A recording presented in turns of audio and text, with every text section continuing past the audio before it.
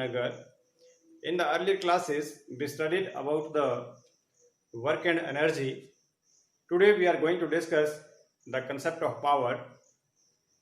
So, dear students, there are various machines around us, and all those machines have certain powers. For example, if we talk about our motorcycle has power because it carries load and makes a displacement. Similarly, our body also has a power because it performs a work. Now, suppose we have the large number of machines here, and we have to decide which machine is more powerful and which machine is least powerful. So for that, we define the power. So we have the three machines here: machine A, machine B, and machine C. For all the three machines, we have given 10 seconds. We have given the time is equal to 10 seconds. After 10 seconds, we see that suppose machine A perform a work of 2 joule, machine B perform a work of 3 joule, and let machine C perform a work of 1 joule. So here what we see, machine B is doing a work of 3 joule in 10 seconds, machine A doing a work of 2 joule in same time, that is 10 seconds, and machine C doing a work of 1 joule in same time, that is 10 seconds. So in the three machines, machine B is more powerful as it is doing more work in a same time. How this machine can do more work? So work done is equal to the product of force into displacement. Now work done will be more if applied force is more or displacement is large. So it means the machine B will apply more force or makes a large displacement. That is why machine B performing a more work. So now let we define the power. Let in t seconds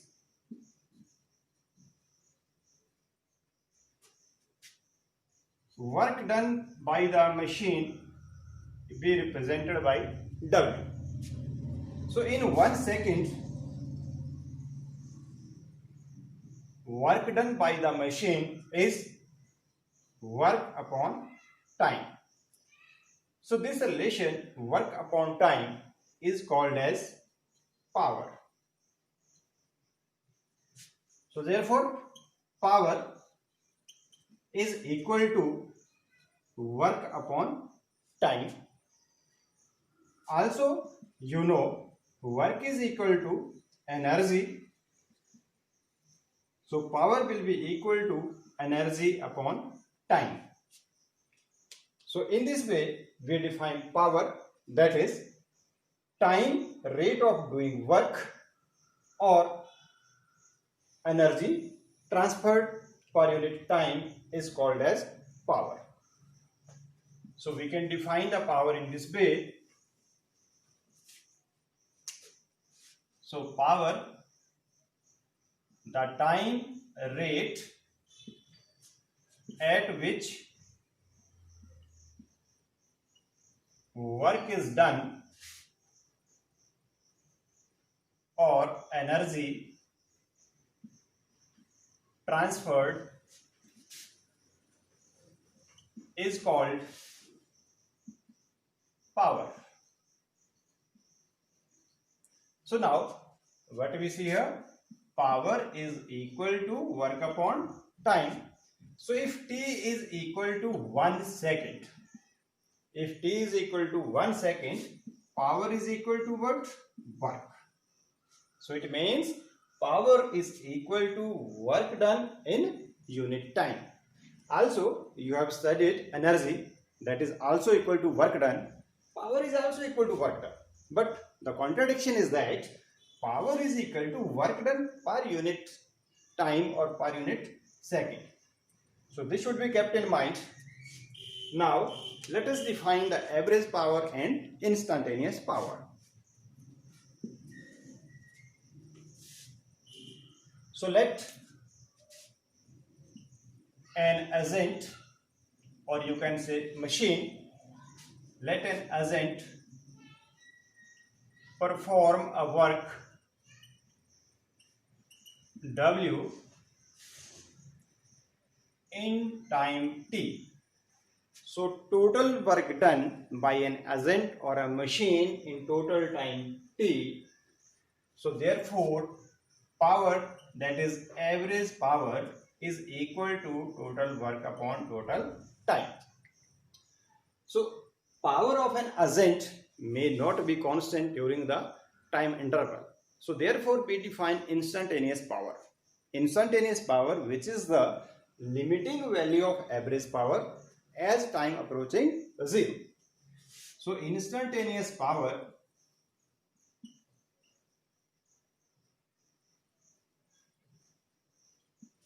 is the limiting value of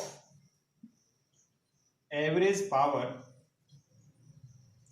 as time approaching 0.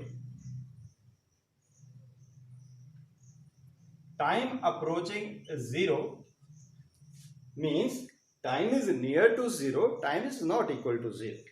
Time can be like this one, t equal to 0.001, but it is not equal to 0. So instantaneous power can be written as P equal to limit, so as already discussed here, time approaching 0. So limit time approaching 0 delta W upon delta T, that is work done upon time, and time approaching 0. In a simple way you can write it as dW upon dt. So this is the instantaneous power. Now work done. This is the small work done by a force for a small displacement. So small work done dW, small work done by a force F for displacement dr. So you know work done is equal to the product of force into displacement. So here force applied is F and displacement is dr. So small work done dW will be equal to F dot dr, because work done is the dot product of force into displacement. So we will put the value of this dW, small work done, here. So what we get?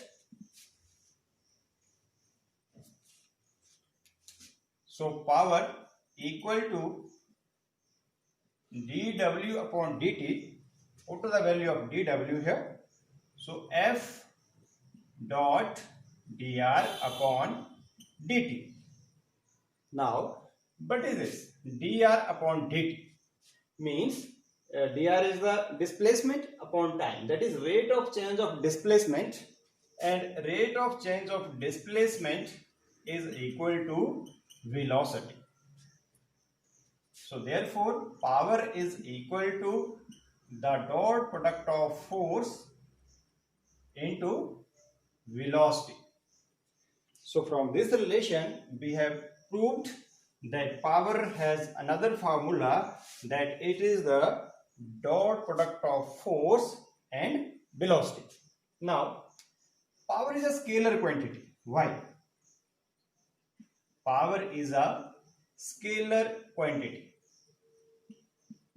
You have studied in the vector chapter that the scalar product of two quantities is a scalar quantity. For example, if you have the dot product or scalar product A dot B, it is equal to magnitude of A, magnitude of V, and cosine of angle between them. So power is a dot product of two vector quantities.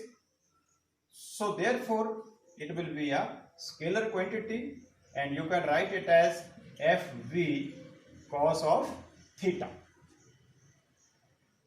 Using this formula of dot product, also you can apply that if theta is equal to 0 degree, theta is equal to 0 degree means angle between force and velocity is 0. How it can be happen? If you suppose this is a body and you apply a force F here.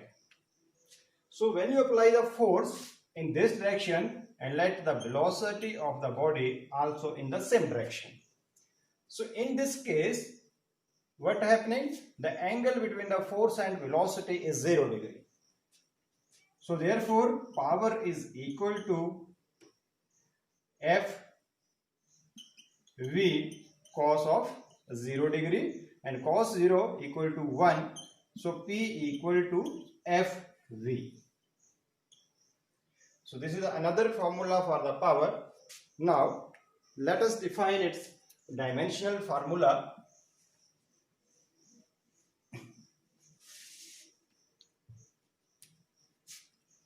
So dimensional formula of power.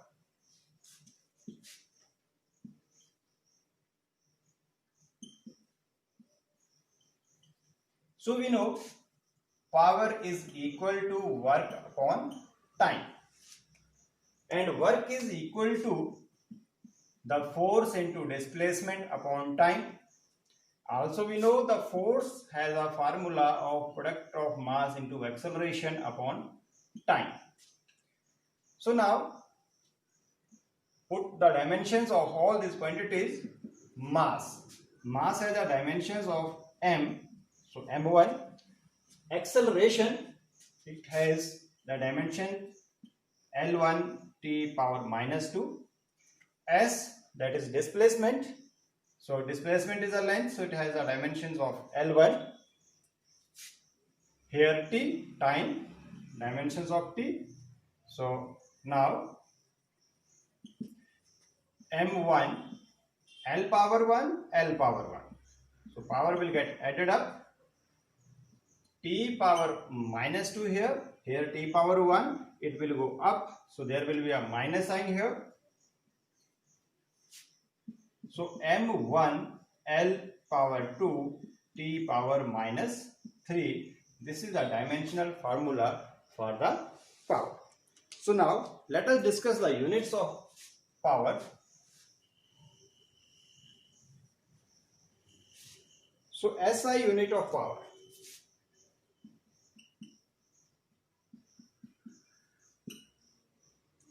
SI unit of power, again we are using the formula that is P equal to work upon time. So work, you know, the SI unit of work is Joule, and the unit of time, that is second. So the unit of power is Joule per second. Joule per second is a SI unit, and it is equal to watt. So power SI unit is Joule per second, that is equal to watt. Watt is taken the unit of power to honor James Watt. James Watt, the innovator of steam engine. So watt is named as the unit of power. Now what is 1 watt? 1 watt is equal to 1 joule over 1 second. What it means? The power of an agent or machine is said to be 1 watt if it performs 1 joule of work in 1 second. So how will we define it? The power of an agent is said to be 1 watt if 1 joule of work is done in 1 second. Similarly, we can also define the CGS units. So in CGS system, the unit of power will be equal to P equal to W upon T. So in CGS system, the unit of work is arc and time has the same unit, that is second. So arc per second is the unit of power in CGS system. You can also define 1 arc per second. The power is said to be 1 arc per second if an agent perform 1 arc work in 1 second. Now we will define another unit of work, that is horsepower.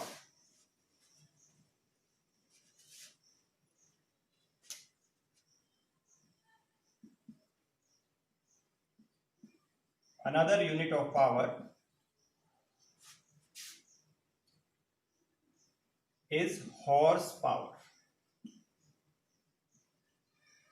and represented by small hp. 1 horsepower is equal to 746 watt.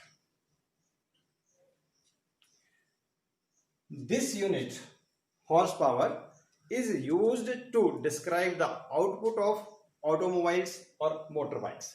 For example, in our homes, when we purchase a motor to uplift the water, so we generally talk how much horsepower of the motor, right? So also what we studied the unit, it is generally used to buy the electrical goods. Like if we go to the market and say a bulb, so bulb, give me a bulb of 10 watt, 100 watt, or you can buy a bulb of any order of watt. Now we have studied that power is equal to work upon time, and work is equal to what? Energy. So power can be written as energy upon time. So from this formula you can calculate energy also, and energy is equal to what? Power into time. So energy is equal to power into time. If your 100 watt bulb is on for 10 hours, it uses 1 kilowatt energy. Means to say energy 1 kilowatt hour is equal to power. Your bulb is of 100 watt. So 100 watt bulb, so power will be 100 watt. Time is 10 hour. So 1 kilowatt hour, 100 into 10 watt hour. W should be capital. So it is 1000 watt hour. So 1000 watt hour can be converted 1000 into hour. Hour, 3600 seconds. So it will be equal to 1 kilowatt hour is equal to 36 into 10 raised to power. Here 2 zeros here, 3 here, 2, 3, 5. 10 raised to power 5 joule, or 3.6 10 raised to power 6 joule.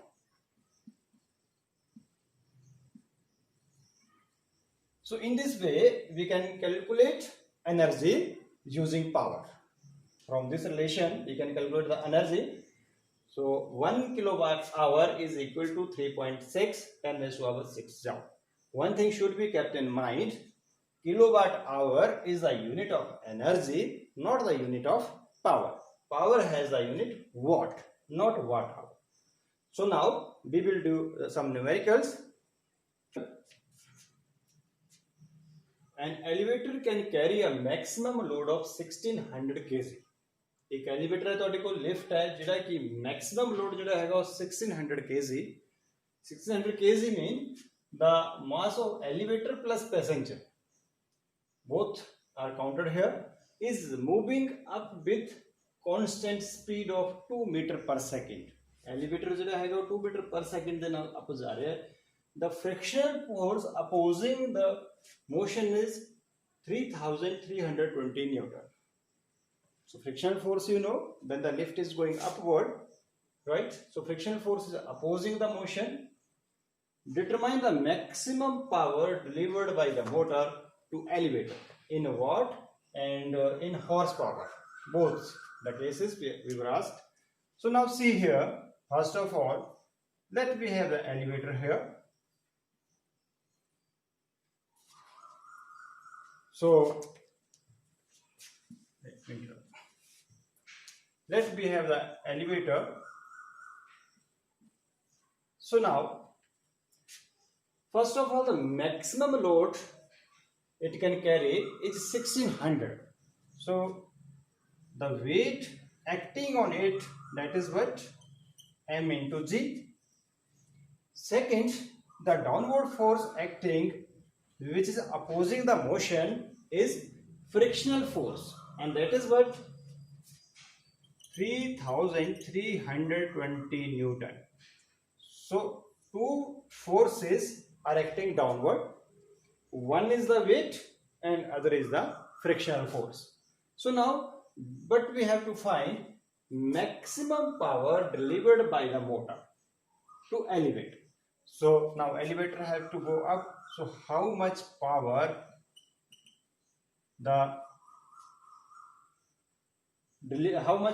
will be delivered by the motor, we have to find. So first of all, what is given right here? Speed of elevator, which is constant, 2 meter per second. Now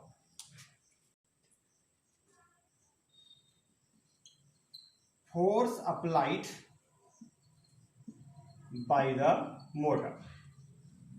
So force applied by the motor should be greater than or equal to these two forces. So F is equal to mg plus 3320 Newton. So what is M? That is maximum load. We were given 1600 into G. G stands for acceleration due to gravity. That is 9.8 and 3320.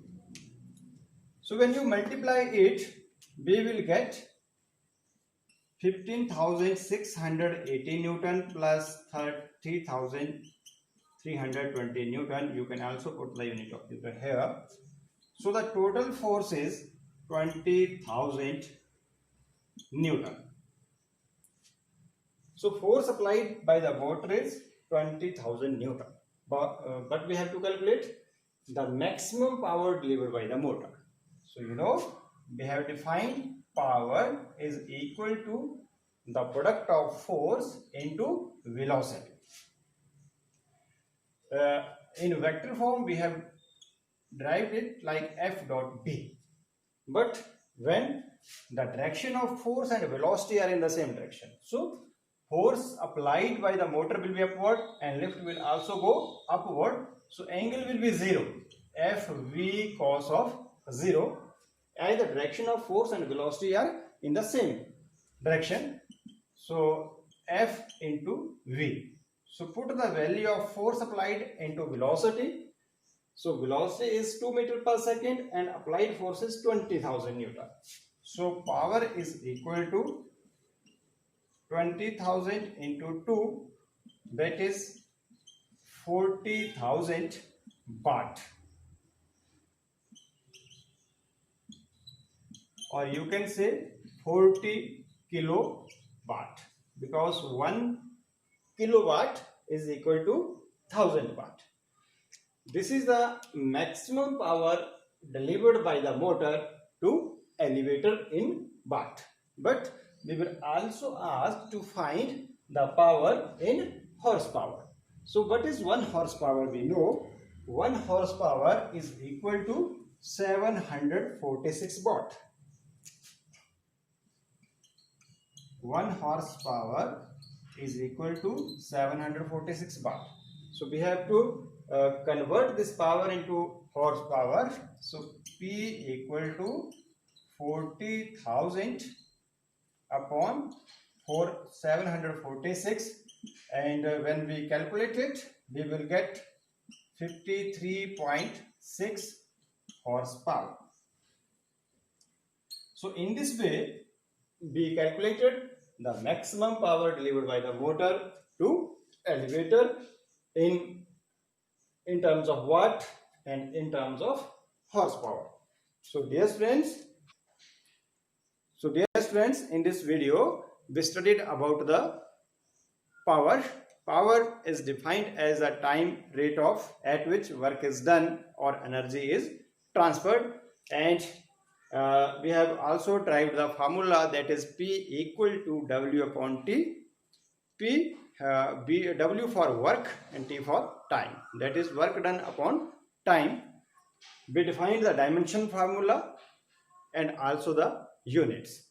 So units of power were described as watt, which is given to on the names of James Watt, the innovator of steam engine. And we also defined the unit of power in terms of horsepower, and 1 horsepower we just write is equal to 746 watt. So thank you for watching the video.